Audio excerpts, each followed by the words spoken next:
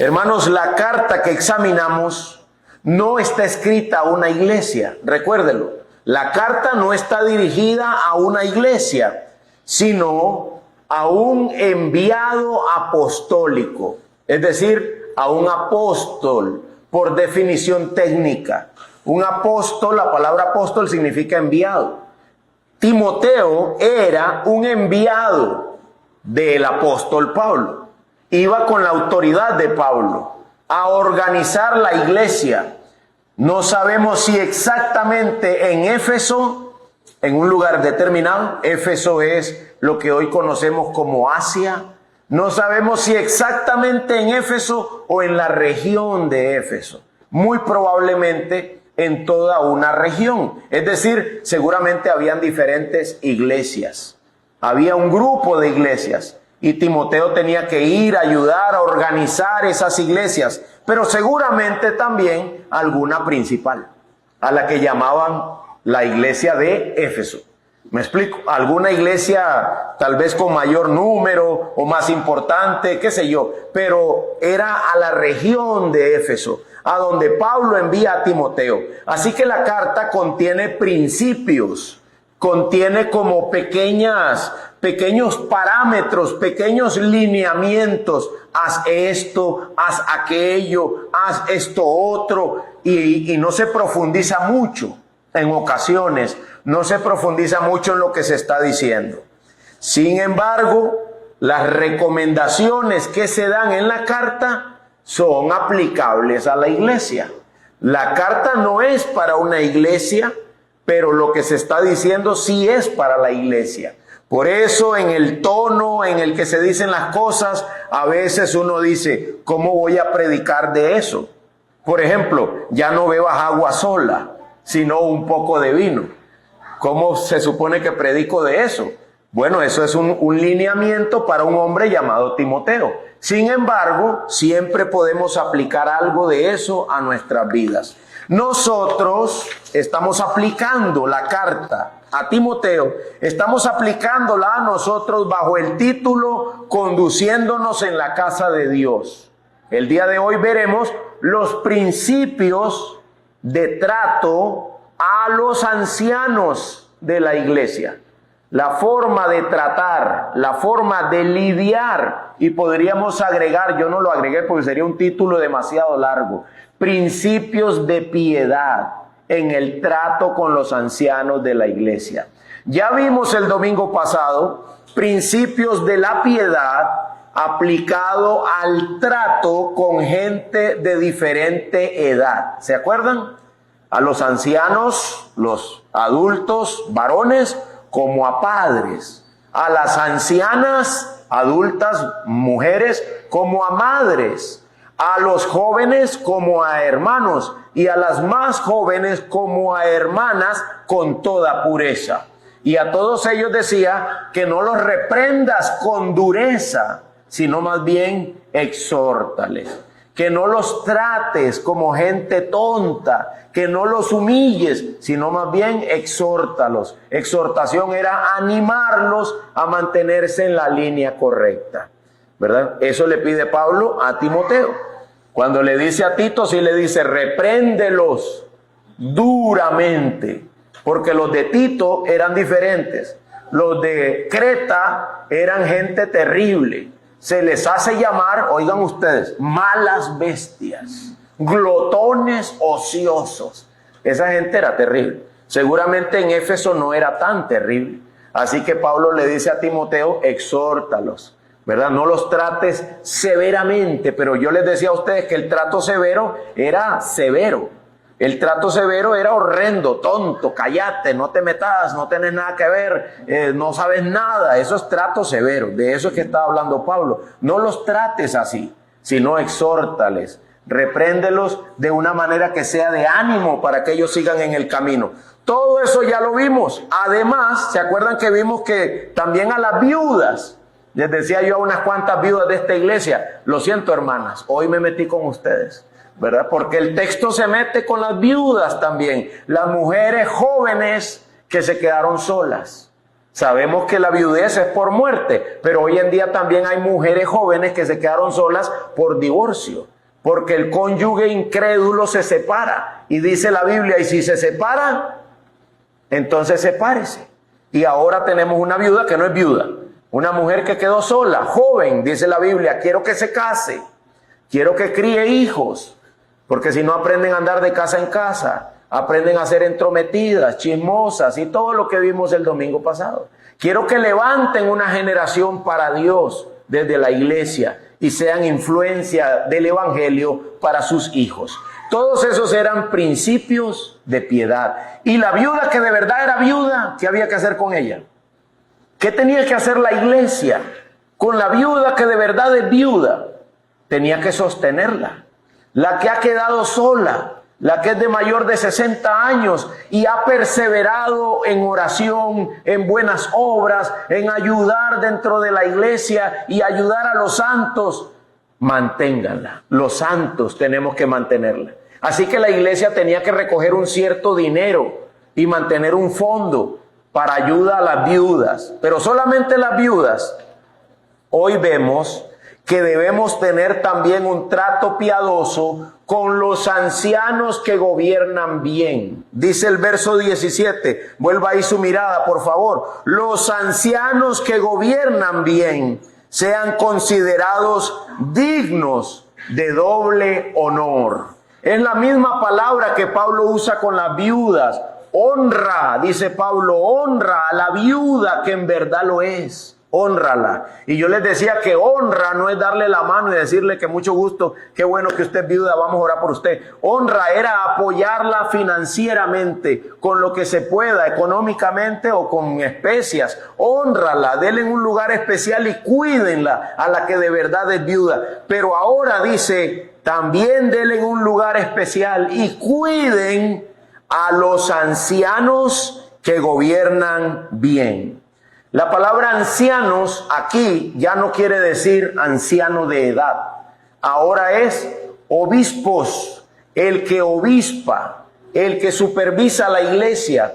Los ancianos que supervisan bien, los que gobiernan bien, también deben tener doble honor. Es decir, en el lenguaje literal dice doble paga. Una doble paga a los que gobiernan bien. Son dignos de doble honor. Dice, especialmente, ¿lo ven ahí el verso 17?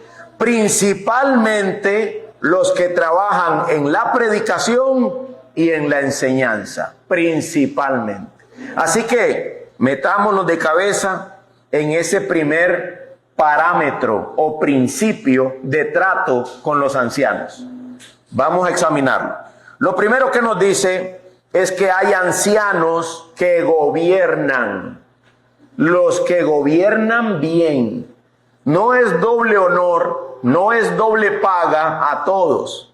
Es a los que gobiernan bien. Tienen que gobernar bien. Eso es como cuando alguien dice, a los que son buenos conductores, páguenles el doble, ¿verdad? Estoy pensando como hermano Rafa, que trabaja en una empresa, hermano Roberto también trabaja en una empresa, son choferes, hermano Fran, hermano Antonio, un montón de choferes hay aquí, ¿verdad? Hermano Axel, mi papá también, los que han trabajado en una empresa y manejan. Ustedes saben que hay choferes cuidadosos y hay choferes que no son cuidadosos. Es como si dijéramos, los que son cuidadosos, páguenles el doble.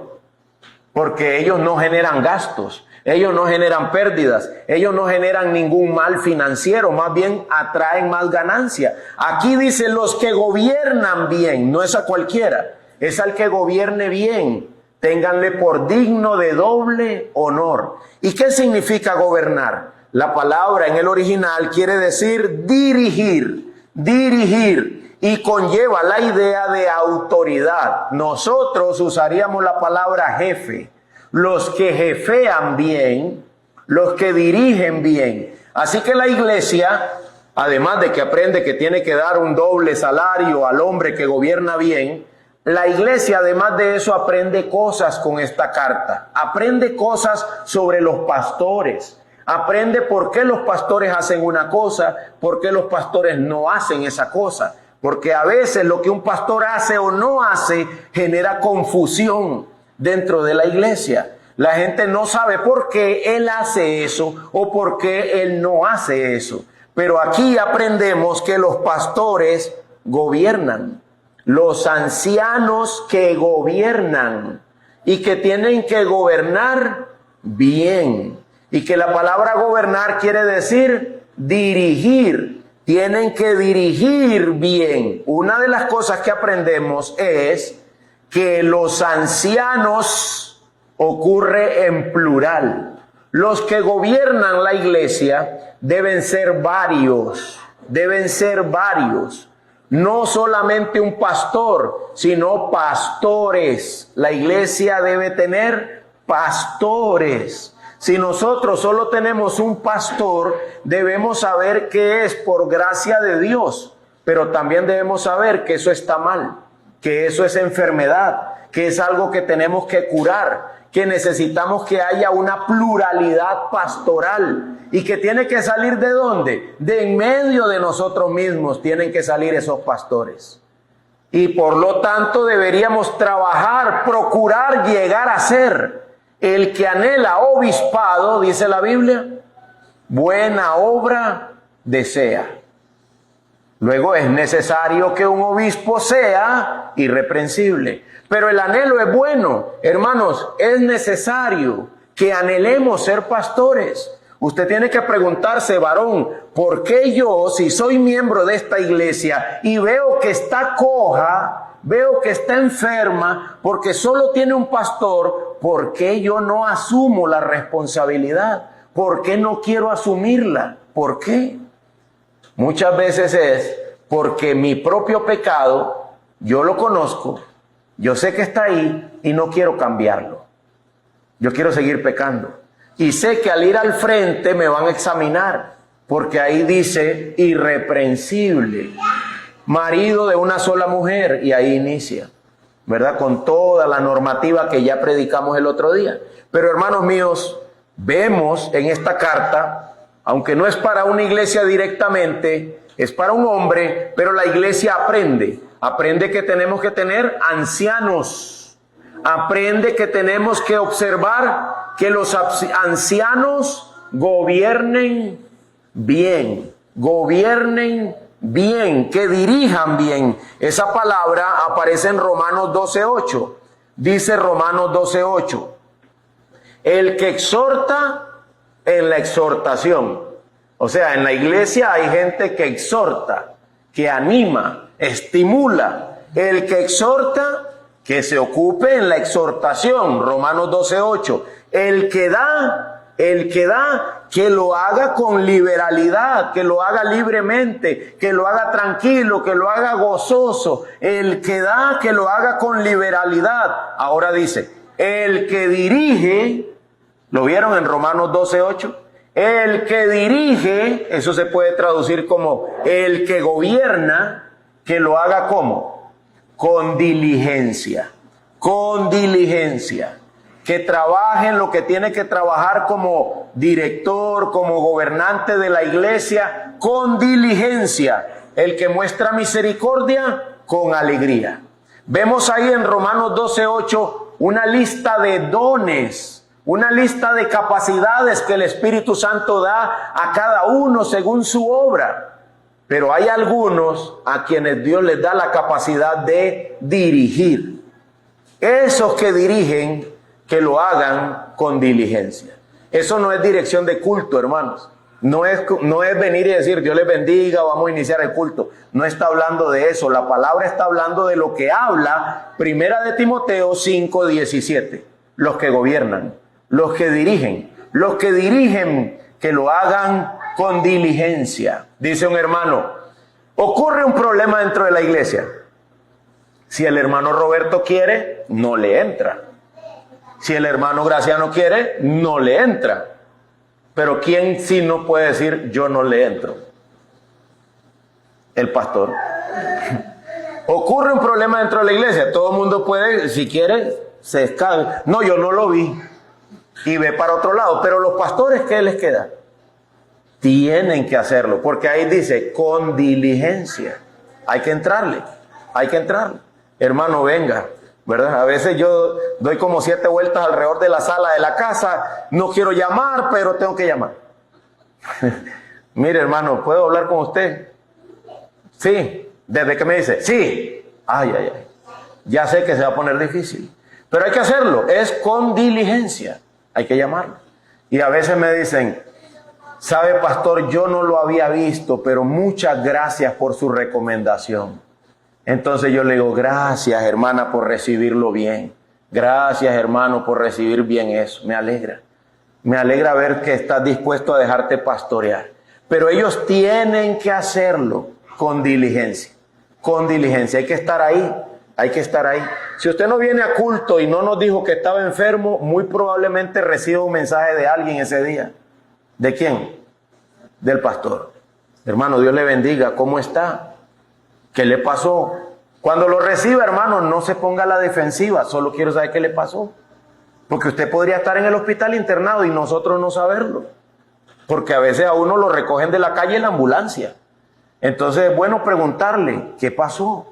No es una pregunta malintencionada, es para ver qué pasó, ¿verdad? Ahora, si usted sabe que lo que pasó fue que no pasó nada, porque usted no quiso venir, entonces se pone a la defensiva. Porque sabe que lo que pasó es que pequé. Lo que pasó es que pudiendo ir no fui. Pero la pregunta no es malintencionada, es parte de la diligencia. El que gobierna, que gobierne bien, que gobierne bien, que gobierne bien. Me acaba de venir a la mente Carlos, ¿verdad? En el ambiente educativo. Hay profesores cuya aula es un desorden. Y ellos están tratando de dar la clase. Y uno dice, ¿pero qué es eso? Pare. Ponen atención o no de la clase.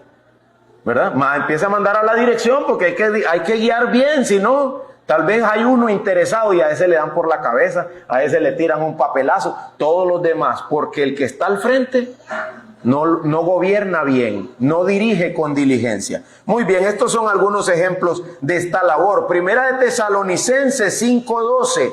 Primera de Tesalonicenses 5:12, se lo cito, pero les rogamos, es un ruego apostólico, el ruego apostólico es un mandato, les rogamos, hermanos, ¿qué es lo que ruega Pablo? Que reconozcan a los que con diligencia trabajan entre ustedes y los dirigen en el Señor y los instruyen. Así que los que gobiernan bien son gente que trabaja con diligencia, son gente que dirige y son gente que instruye. Les rogamos, reconózcanlos. Denle ese doble honor que ellos merecen. Denle ese reconocimiento. Gobernar bien, hermano, escuche por favor esto. Gobernar bien no es solo instruir con doctrina. Gobernar bien es guiar las almas. Gobernar bien no es solo instruir con doctrina. ¿Qué estoy haciendo esta mañana? Instruyendo con doctrina. La palabra doctrina significa enseñanza. Estoy enseñándoles. Pero gobernar bien no es solo enseñar, es también guiar las almas. Guiarlas de forma práctica, voy a decirlo así, es meterse con ellas, colaborar con ellas en su camino hacia la eternidad.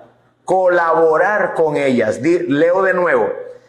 Reconozcan, estoy leyendo Primera de Tesalonicenses 5:12. Reconozcan a los que diligentemente trabajan entre ustedes y los dirigen y los instruyen. Así que dirigir no es solamente instruir, es también guiarlas en su regreso al cielo. ¿Para dónde estamos caminando todos, hermanos? Hacia la eternidad estamos caminando todos. Hacia la eternidad. Y la labor de dirección es ir con esos hermanos guiándolos hacia la vida eterna. No es solo la instrucción. Gobernar no es solo la instrucción. Hermanos, decía un pastor amigo mío, escuchen bien esto. Decía un pastor amigo mío, un pastor muy viejo, no como yo, que apenas tengo casi 50, pero no como yo, más viejo que yo. ¿de verdad soy tu pastor? Fue lo que él le preguntó a una alma. Porque nosotros decimos, pastor, Dios le bendiga. Pastor, Dios le bendiga. Pero él le preguntó a uno que le dijo eso, ¿de verdad soy tu pastor? ¿De verdad soy tu pastor?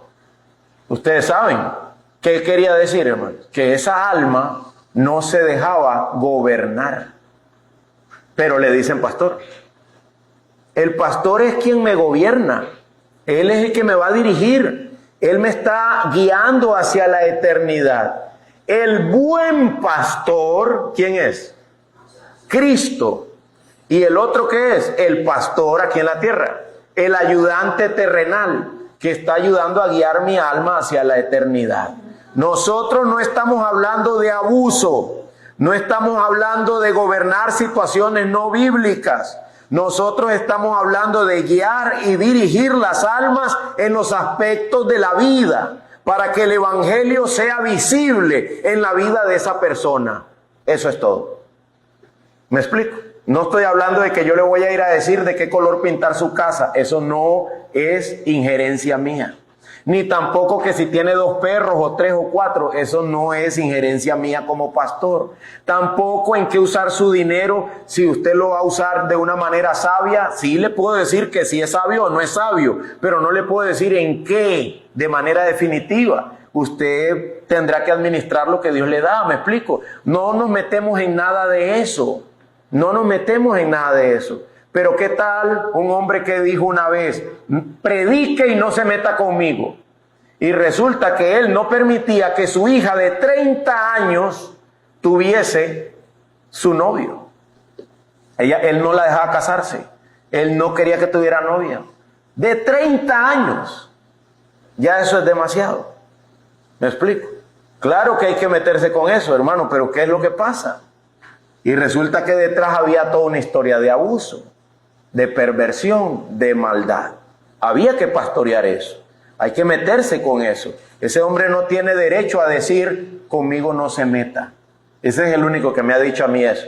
Usted predique lo que quiera, pero conmigo no se meta. Entonces yo soy tu pastor. Eso no es pastorear. El pastor tiene que gobernar esa alma, dirigirla. Si no, ¿por qué ese hermano le preguntó a ese otro, ¿de verdad soy tu pastor? Porque si no estamos logrando gobernar, entonces no estamos pastoreando nada. Hermanos míos, hay que darle doble honor al que gobierna, bien. Al que dirige, bien. Ellos, dice, especialmente a quienes. Ahora sí, volvamos a Primera de Tesalonicenses 5. Volvamos ahí. Perdón, Tesalonicenses no. Primera de Timoteo 5. Volvamos al verso 17. Los ancianos que gobiernan bien sean considerados de doble honor. ¿Quiénes? Principalmente. Eso quiere decir que hay algunos ancianos que no trabajan en predicar y que no trabajan en enseñar. Hay ancianos que no predican. ¿Sabía usted eso? Hay pastores de la iglesia que no predican desde el púlpito, que no trabajan en predicar y enseñar, pero son pastores.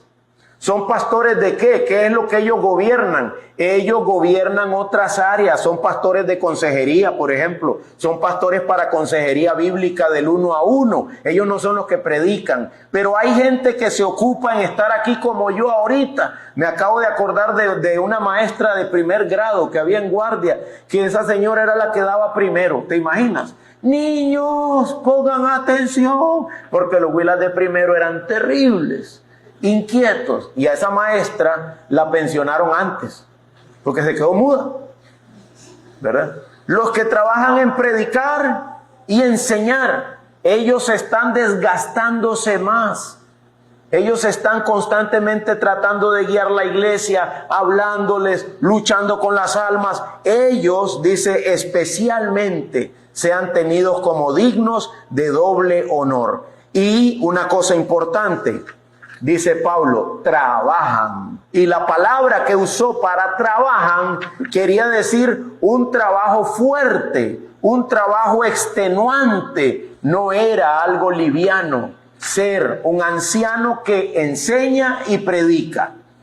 ¿Por qué? Porque la enseñanza y la predicación para Pablo no era solo hablar desde el púlpito, era formar personas, era corregir personas, era exhortar personas, era cuidar espiritualmente a las personas y cargar una responsabilidad moral por las personas. Así que era un trabajo duro. ¿Qué genera todo eso que yo acabo de enlistar? Oiga lo que genera. Carga emocional constante. Carga emocional constante. Personas en crisis, conflictos, duelos, pleitos. Duelos, pleitos. ¿Sabes a dónde terminan si es algo que tiene que ver con la iglesia? En el WhatsApp del pastor. Y pueden seguirlo mandando, yo solo estoy describiéndolo, no me estoy quejando. Solo estoy describiéndolo. ¿Dónde terminan? En el WhatsApp del pastor. Cuando viene este amigo mío de los Estados Unidos, Tony, él pone por ahí el teléfono, no lo revisa. Entonces estamos tomando café y dice, porque él está en Costa Rica, vino a hacer otra cosa. Y le digo yo, ¿qué pasó? Problemas, ahí deja eso. Problemas, ahí deja eso. Hermanos, los problemas no esperan. ¿Y sabes dónde van? Al teléfono. Y me decía este hermano, antes era por llamada, los problemas llegaban por llamada, ahora llegan por WhatsApp, me dice. Es peor, porque la llamada necesitabas estar en la oficina con un teléfono fijo. Aló, sí, pastor, mire, tengo un problema. Ahora el WhatsApp, donde sea que uno esté, ¡plin!, suena el buzón. Eso genera una carga emocional constante, genera responsabilidad espiritual percibida sobre otros. El pastor siente que tiene que hacer eso o que tiene que hacer algo por otros. Genera la necesidad de preparación continua, de estudio serio. Ayer estábamos en una carne asada y dice mi sobrina, ¿qué dice? ¿Qué me preguntó ayer? Tío, ¿por qué la Biblia se llama Biblia? Hay que estudiar. Esa, gracias a Dios, ya me la sabía, ¿verdad? Pero a veces te preguntan algo que uno se queda rascando la cabeza. Y dice uno, wow, no lo había pensado. Requiere estudio continuo y serio, porque no te perdonan ni en la carne asada. No te perdona ni siquiera tu sobrina. Te va a mandar las preguntas, porque eres ¿quién? El pastor. Se supone que tiene que saber, ¿verdad? Entonces, la sensación es de responsabilidad continua. Además, presión institucional o de la comunidad, la presión de la iglesia. Disponibilidad permanente. Disponibilidad permanente. Si le mando un mensaje al pastor y no me contesta, ¿cómo te sientes? Disponibilidad permanente. Pastor, ¿pero por qué no contesta? Le digo, déjeme ver, pero hace 3 horas que usted mandó el mensaje, ¿qué más quiere? Tenía que contestar rápido. Desgaste mental por toma de decisiones y mediación de conflictos. Toma de decisiones bajo conflicto, bajo presión. Toma de decisiones y mediación de conflictos. Eso es a lo que Pablo llama trabajan. Ellos trabajan. No puedes dejar ese trabajo por ahí esperándote. Ese trabajo anda en la cabeza de uno todo el tiempo. Mientras uno anda haciendo esto, aquello o lo otro. Si eres papá y eres un buen papá preocupado por tu hogar, si eres un buen papá tienes una idea de lo que estoy hablando. Porque no importa dónde ande uno, anda los hijos en la mente, pensando, ¿cómo estarán? ¿Estarán bien? Ves una noticia y ¿qué es lo primero que piensas? A ver quién es, qué edad tenía, dónde fue. Ya voy descartando, gracias a Dios, mi hijo no anda por ahí. Pero no importa dónde uno esté, eso está en la mente de uno. Pastorear es igual, no te abandona nunca, anda con uno en todas partes. Esa realidad que acabo de describir sigue siendo la misma para muchos hoy en día. Muchos pastores, esos que trabajan en predicar y enseñar. Porque esa labor no es solamente desde el púlpito, es una labor 24/7 de disponibilidad total, todo el tiempo. El necio dice, el pastor nada hace, para nada sirve, y se olvida que el pastor está preocupado por lo que él acaba de decir. El necio dice, el pastor nada hace, y el pastor está preocupado por lo que ese necio está diciendo. Ya está trabajando, ¿no? Porque está preocupado por ese pensamiento. Hermano, ¿por qué piensas así? Ya esa preocupación es trabajo. Aquel que gobierna bien y sabe lo que es trabajar en predicar y enseñar, no es habitualmente el que no sabe hacer ninguna otra cosa. Aquel que gobierna bien la iglesia y trabaja habitualmente en predicar y enseñar y sabe lo que es y lo hace, no es el que no sabe hacer otra cosa. Más bien es el que normalmente sabe hacer muchas otras cosas. ¿Sabes por qué? Porque ser anciano y predicar y enseñar es un trabajo extenuante. Es un trabajo igual o más demandante que lo que muchos llaman trabajar hoy en día.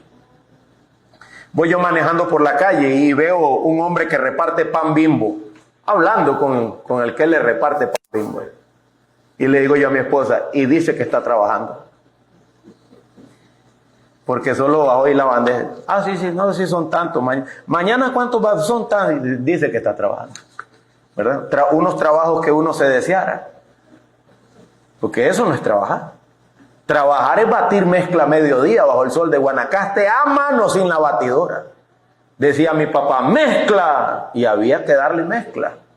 Porque él era el maestro de obras y nosotros éramos los peones. Mezcla, había que darle mezcla. Eso es trabajar. Hermanos, el trabajo pastoral, cuando se hace bien, es igual o peor que muchos otros trabajos. Por eso dice Pablo, páguenle con doble honor. Páguenle con doble honor. Reconózcanlos y páguenle con doble honor. Porque esa gente se mata por la iglesia. Agoniza por la iglesia. ¿Vieron lo que leímos de Pablo ahora en Corintios? Peligros, peligros, peligros. Ahorita vamos a leerlo antes de terminar. Y lo que más me atormenta, dice, todos los días, mi preocupación por la iglesia. Y la preocupación no la podía dejar él bajo gaveta, porque él estaba llamado por Dios para eso. No podía quitarse de encima el fuego que sentía por hacer la voluntad de Dios, por trabajar con las iglesias. Así que aquel que gobierna bien, recuérdelo, eso lo decía Spurgeon. Decía Spurgeon, si tú eres un bueno para nada, al ministerio pastoral ni te arrimes. Si eres un bueno para nada. Porque hay gente que dice que yo me hice pastor porque no servía para ninguna otra cosa.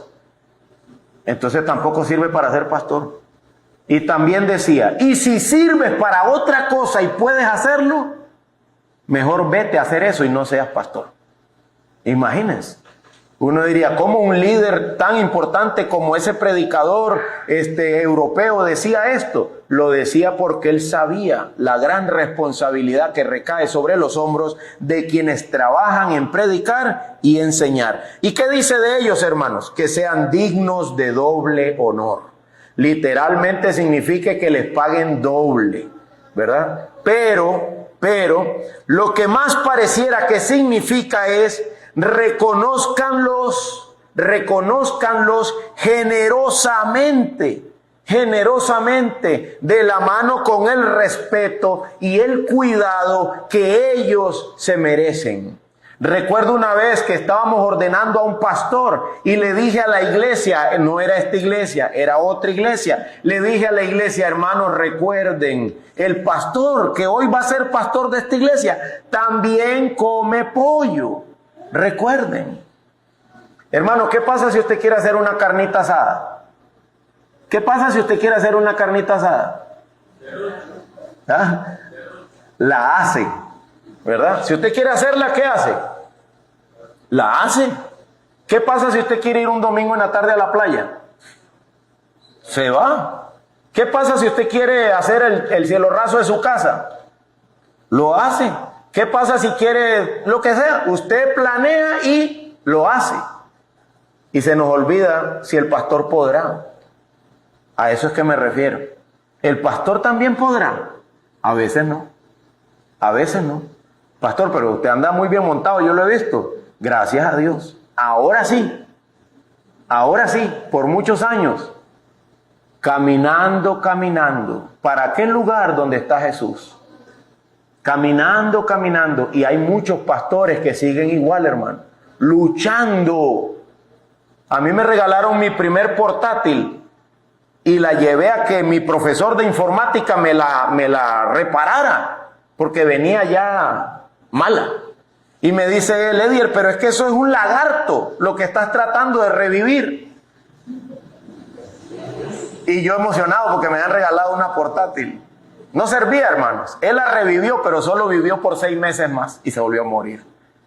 ¿Y sabes para qué era esa portátil? Para teclear los sermones de la iglesia. Y hermano, tú no tienes idea del dolor que se siente no tenerlo. Y si tú ocupas una portátil en tu casa y si tu hijo la necesita, ¿qué haces? La compras. ¿Y quién piensa en el digno de doble honor? Pastor, usted tiene una portátil para digitar sus trabajos y una impresora, pastor, y aire acondicionado, pastor. Usted tiene las comodidades, pastor, la silla suya es ergonómica. El escritorio es ergonómico. Porque es que si yo lo ocupara, yo lo tuviera. Pero el pastor, no sé. A él lo critico el domingo cuando llegue a predicar. Sea digno de doble honor. ¿Entienden lo que estoy diciendo, hermanos? Debemos cuidarlos, sostenerlos, amarlos, dignos de doble honor, dignos de doble honor. Pastor, ¿usted por qué no nos ama? Podría decir alguien. Tal vez el pastor ya está aburrido de luchar y se ha sentido solo por años. Y ahora lo que recibe es críticas de los que por siempre nunca le han hecho caso.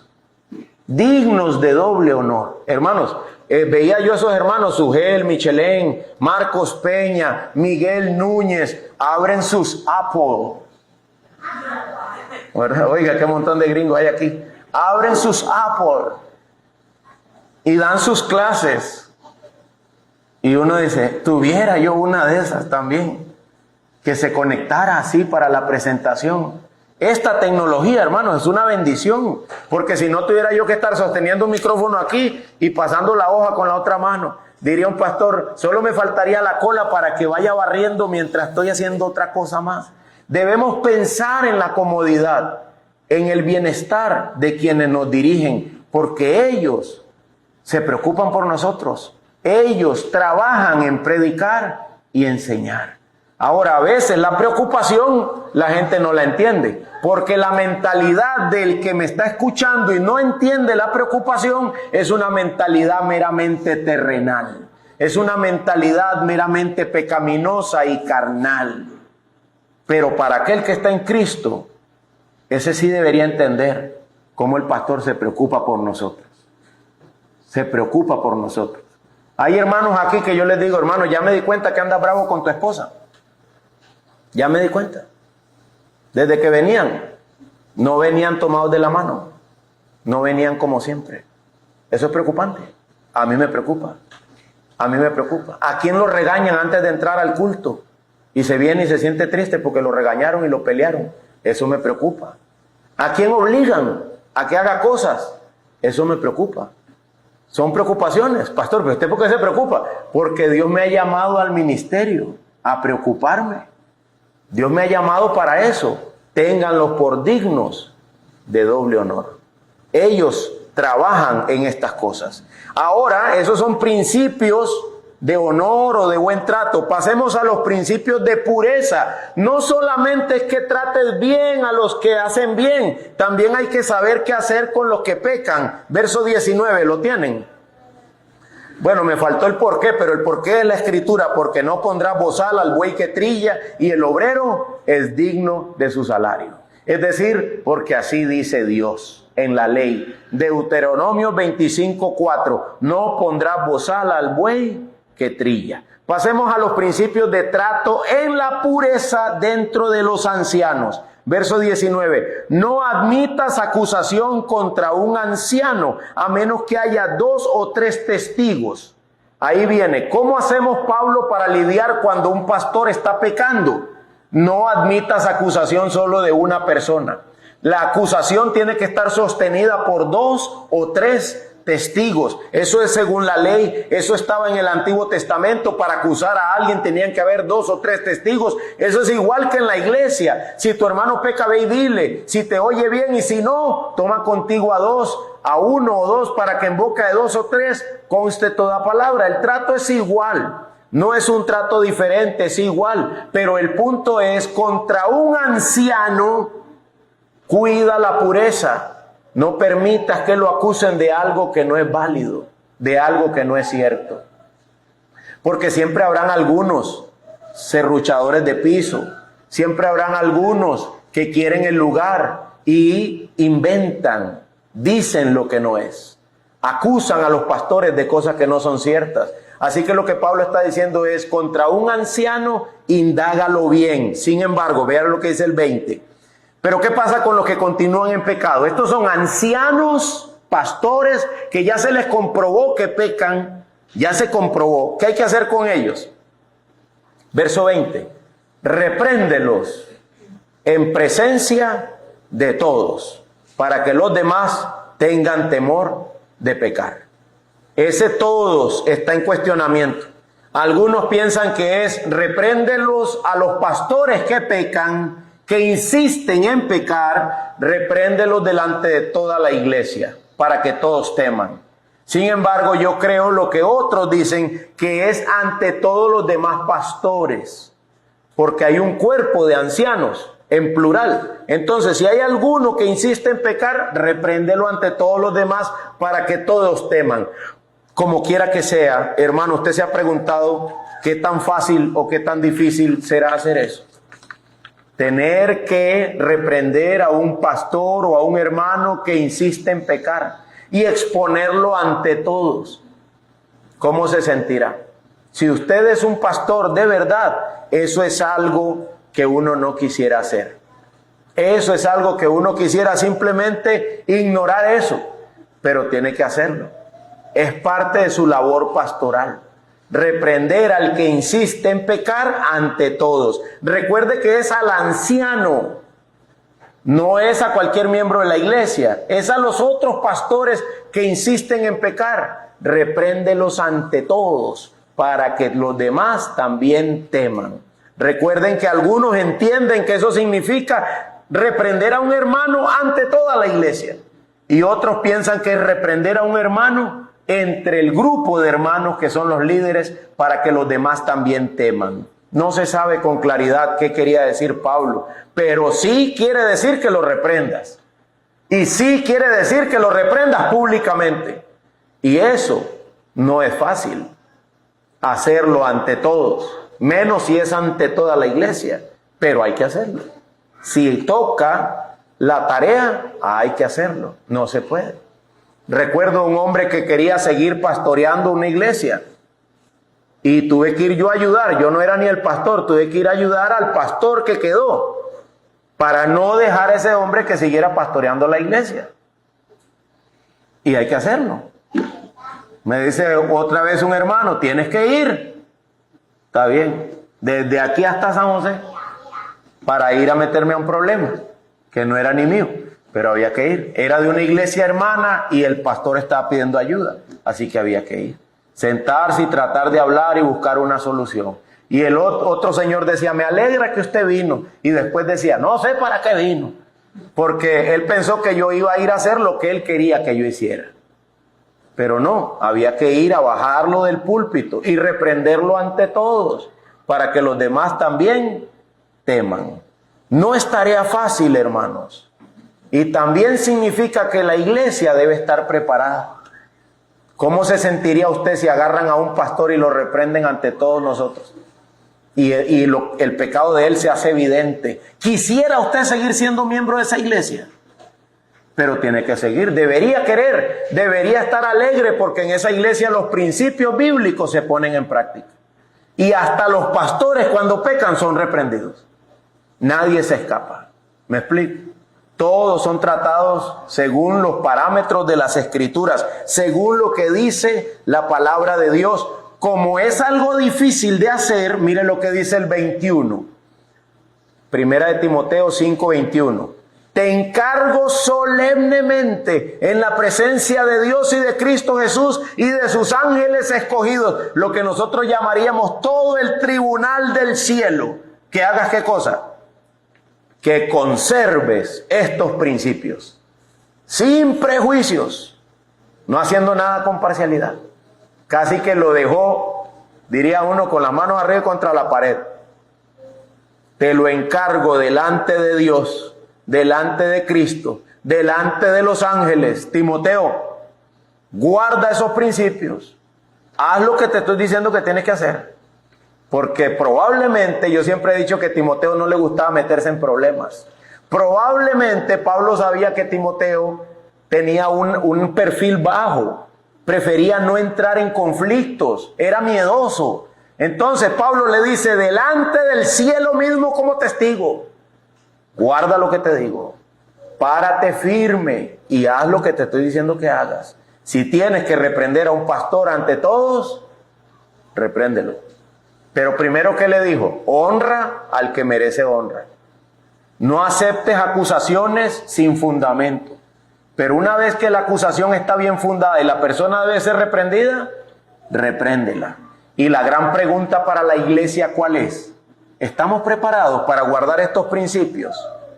¿Estamos listos para guardar estos principios? A veces el consejo de otros pastores es, hermano, no lleves ese problema ante la iglesia. ¿Por qué, hermanos? ¿Por qué no puedo llevarlo ante la iglesia? ¿Por qué? ¿Cuál sería la respuesta? Porque según ellos la iglesia no está lista. Según ellos, la iglesia no está preparada. Debemos estar listos. Debemos estar listos. Debemos ser maduros en nuestra forma de pensar. ¿Qué dice la Biblia? ¿Lo han leído? Sean niños, ¿para qué? Para lo malo. Pero para lo bueno, ¿cómo tienen que ser? Maduros, firmes, adultos. Sean niños para lo malo, pero sean adultos para lo que es bueno. Sean serios y sepan que esto puede pasar. Sepan que esto puede llegar a ocurrir. Y cuando ocurra, no se espanten. Agárrense de la palabra para que permanezcan firmes. Hermanos míos, hay mandamientos, hay principios difíciles de llevar. Versículo 22. No impongas las manos sobre nadie con ligereza, compartiendo así la responsabilidad de los pecados de otros. Guárdate libre de pecado. Guárdate libre de pecado. No ordenes al ministerio a alguien que no debe estar ahí, a alguien que tiene pecado. Otra vez dice un pastor amigo mío, si lo ordenas al ministerio y se vuelve a jalar una torta, ese que tú sabes lo que él hizo, ¿sabes qué van a decir los demás? Tú lo sabías, pastor, tú lo sabías y lo ordenaste. Así que no impongas las manos con ligereza sobre nadie. Es fácil ponerlos, es difícil quitarlos. Después se creen pastores y ya no se quieren mover de ahí. Después hay que llamar a pastores de afuera para que ayuden a bajarlo del púlpito porque no quiere soltarlo, ¿verdad? Como el que tuve que ir a auxiliar. Es fácil ponerlo, es difícil quitarlo. Hermanos, debemos saber por qué los pastores hacen ciertas cosas sí y ciertas cosas no. Pastor, ¿por qué no volvió a poner en el púlpito a fulanito? No me obligues, hermano, a contarte, porque por algo será. No impongas las manos con ligereza sobre nadie. No impongas las manos con ligereza sobre nadie, porque vas a participar del pecado del otro. Guárdate libre de pecado. Mantén la pureza en estas cosas. Hermanos, hemos visto principios, vamos a llamarle así, de honor o de pago, de cuidado al que gobierna bien. Hemos visto principios para mantener la pureza entre los ancianos que gobiernan. Y por último, verso 23, ¿lo tienen? ¿Qué dice? Ya no bebas agua sola, sino usa un poco de vino por causa de tu estómago y de tus frecuentes enfermedades. ¿Qué está diciendo Pablo? Parece que cambió de tema. La carta es personal. Por eso le hace una recomendación personal. Pero en realidad en lo que parece que Pablo está pensando es, y por último, Timoteo, cuídate, cuídate. Cuida el honor de los pastores, trátenlos honorablemente. Cuida la pureza entre los pastores y también sé un ejemplo del cuidado físico entre pastores. Que los pastores aprendan a cuidarse bien, a cuidar sus cuerpos, porque no es lo mismo un pastor enfermo que un pastor sano, saludable. Porque la labor del ministerio es muy demandante, muy demandante. A veces yo ahí tengo mis tenis para ir a caminar. De cuando en cuando las sacudo y me las pongo y me voy a caminar. ¿Por qué me voy a caminar, hermano? Cuídate, ya no bebas agua. Mi problema no es el estómago como el de Timoteo. El problema mío puede ser la diabetes, el problema mío puede ser la presión alta, el problema mío... Entonces hay que irse a caminar un rato. Hay que ir a hacer esas pechadas, hay que ir a colgarse de una barra o de una rama, hay que ir a hacer algo. Cuídate, cuida tu salud. Decía Spurgeon, de nuevo, decía Spurgeon, este predicador en Europa, decía él, estoy cansado de luchar. Lucho contra mi pecado y lucho contra la obesidad. Decía él todos los días. Deseando estoy que el Señor me llame a su presencia. Spurgeon era regordetito y tenía que cuidarse. Él tal vez no lo del agua y el vino, sino los postrecitos, ¿verdad? Los tiramisú, los tres leches. No, ya es tarde. Pastor, mire, un cafecito con un tres leches. Ay, hermana, empáquemelo, yo me lo llevo. Porque si me como eso a las 9 de la noche ando así, ¿verdad? Acelerado. Mejor el otro día. Cuando me lo coma me voy a ir a caminar. Así lo quemo. Cuídate, hermanos, debemos cuidar que los pastores se cuiden. Recuerden que hoy soy yo el pastor, mañana puede ser cualquiera de ustedes. Pastor, ¿está yendo a hacer ejercicio? Te pago ahí en el gimnasio ahí para que vaya 3 veces por semana. ¿En serio, hermano? Sí, pastor. Para que miren, para que llegue usted también. Porque si yo necesito ir al gimnasio, ¿qué hago? Voy. Y mi pastor, él también puede. Él puede pagárselo. Tal vez no. Entonces, tú puedes pagárselo, ¿sí? Entonces, págaselo. Para que él vaya a hacer ejercicio. Para que se ejercite. Qué sé yo, estoy dando un ejemplo, ¿verdad? Nada más. No me paguen ningún gimnasio, por favor. Pero, cuando veamos a otros, pensemos, tal vez sí. Hermano, cuídate, cuídate. Hasta tu estómago me preocupa, dice Pablo. Cuídate, aprende a cuidarte. El agua en este tiempo era muy contaminada. Beber agua era peligroso. Era más seguro beber vino. Así que le dice, ya no bebas agua, usa vino. Algunos también piensan que lo que Pablo estaba diciendo era, póngale un poco de vino al agua para que la desinfecte y usted pueda tomarla, porque el vino como tal mata bacterias y cosas, ¿verdad? De eso otros saben más que yo. Pero lo que él está diciendo es, cuida que no estés ingiriendo cosas que te van a hacer daño, que van a dañar tu organismo. Cuida tu salud, Timoteo, cuida tu salud. Aunque el ejercicio físico es provechoso para poco, pero hay que cuidarse. Para lo poco que sirve hay que hacerlo, que sería cuidar un poco la salud. Hermanos míos, Pablo termina la sección que acabamos de estudiar reflexionando sobre algo. Versos 24 y 25, ¿lo vieron ahí? Eso es una reflexión que pertenece a la pureza. Aquello de que no ordenes en el ministerio a la persona que no es íntegra. Pero es una reflexión que creo que por obra del Espíritu Santo quedó aparte. Esto tiene que ver con todos nosotros, especialmente con los pastores, pero es aplicable a todos nosotros. ¿Qué dice, hermano, el verso 24? Los pecados de algunos hombres ya son evidentes. Van delante de ellos, yendo delante de ellos al juicio.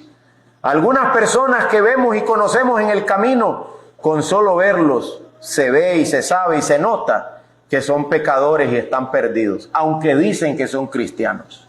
Los pecados de algunos ya son evidentes, pero a otros los pecados van detrás. Esos andan ocultos, esos van detrás. Usted ve primero a la persona, pero usted no ve todo lo que arrastra. Así que lo que Pablo está diciendo a Timoteo es, antes de imponer las manos sobre alguien, revísalo bien. No solo lo que se ve al frente, sino también lo que se ve por detrás. Revísalo bien, porque hay personas cuyos pecados los traen detrás de otros al frente. Pero bendito sea Dios que de la misma manera pasa con las buenas obras. ¿Qué dice el verso 25? De la misma manera, las buenas obras son evidentes. Y las que no lo son, no se pueden ocultar. Las buenas obras son evidentes. Siempre podremos ver quiénes de verdad son pastores, quiénes de verdad pueden guiarnos, dirigirnos, gobernar bien. Siempre podremos ver lo bueno, lo útil, gracias a Dios por eso. Pero como iglesia también debemos entender, y lo bueno y lo útil debemos reconocerlo, darle honor, cuidarlo. Pero también debemos entender que está la otra cara, los pecados. Y todos debemos entender que hay gente que con solo verla, el pecado le antecede. Pero hay personas que no se ven mal, pero por detrás están cargadas de pecado. Debemos estar atentos a una cosa y a la otra cosa. Y examinar como iglesia. ¿Sabe por qué, hermanos? ¿Quiénes son los que al final ordenan al ministerio a una persona? ¿Serán los pastores? Es la iglesia. Los pastores lo que hacen es imponer las manos sobre él. La iglesia es la que dice que sí. ¿Me explico? La iglesia es la que dice que sí. Los pastores imponen las manos sobre ellos. La iglesia es la que dice, ese hermano es un pastor en medio de nosotros.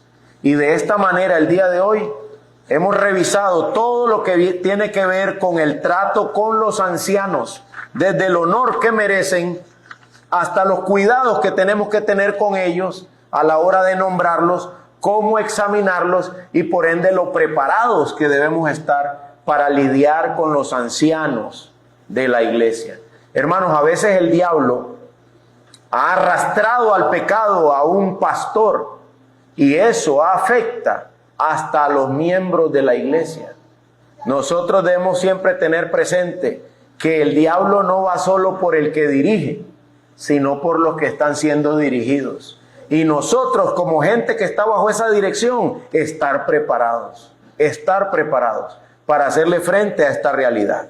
Quiero leer con ustedes de nuevo para que nuestro corazón quede un poco más tierno. Segunda de Corintios 11:25, para que quedemos un poco más conscientes, porque también este sermón, yo creo que una de las cosas importantes era sensibilizarnos hacia lo duro que es la labor pastoral. Segunda de Corintios 11:25-29, ¿lo tienen? Segunda de Corintios 11:25-29. Predicar no era solamente hablar, y sigue siendo igual, no es solamente hablar. Es vivir de manera difícil en medio de este mundo caído, sirviendo a los demás. ¿Qué dice 2 Corintios 11:25? ¿Lo tienen?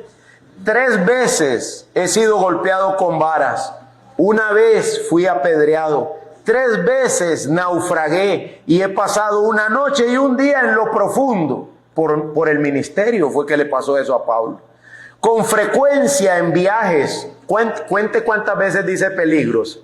En peligros de ríos, peligros de salteadores, peligros de mis compatriotas, peligros de los gentiles, peligros en la ciudad, peligros en el desierto, peligros en el mar, peligros entre falsos hermanos, en trabajos y fatigas, en muchas noches de desvelo, en hambre y sed, con frecuencia sin comida, en frío y desnudez. Además de tales cosas externas, está sobre mí la presión cotidiana de la preocupación por todas las iglesias.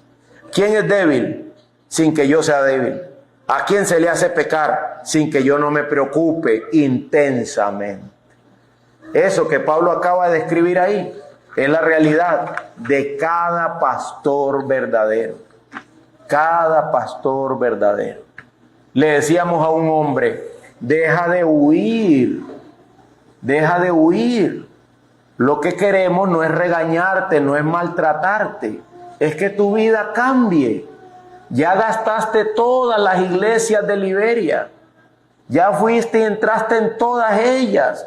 Deja de huir. Quédate con nosotros. Sométete. Estamos preocupados por tu alma, por la de tu familia, por la de la gente que está bajo tu cuidado. Eso que le decíamos a él, hermanos, es verdad sobre cada uno de nosotros. Cada uno de nosotros. Queremos más que solamente ir a la playa con usted y compartir. Queremos más. ¿Qué queremos hacer? Llegar al cielo, llegar a Dios, volver a Dios en una comunión eterna. Eso queremos. Y dice Pablo, por eso es que yo trabajo para presentarlos limpios y sin mancha ante el novio, el cual es Cristo. Debemos reconocer a los que trabajan en esto. Debemos cuidarnos de los bichos malos que quieren hacerse cargo de estas labores y ellos no son dignos. Y debemos cuidar hasta físicamente a los que viven haciendo eso.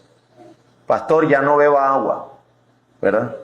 Eso significa, pastor, cuide su dieta, haga ejercicio, cuide su cuerpo, descanse. Decía hermana Zulay, me pregunto yo cuántos se han preocupado por eso. Decía hermana Zulay, estaba yo orando, Señor, permite que el pastor pueda dormir hoy.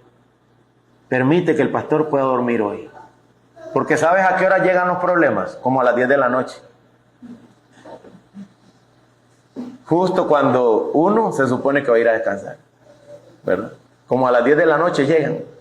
Llegan los problemas cuando uno menos los espera, pero con toda la mala intención de Satanás de producir una zancadilla espiritual. Ahí debemos todos decir, ya sé, diablo, ya sé que eres tú, pero no, yo mañana voy para la iglesia, ¿verdad? Yo estaré en comunión con mis hermanos, buscaré la gloria del nombre de Dios, cantaremos y glorificaremos el nombre del Señor. ¿Hasta cuándo? Hasta que Cristo vuelva. Eso es lo que la palabra de Dios declara. Hasta que el Señor vuelva por su iglesia. Vamos a orar, hermanos.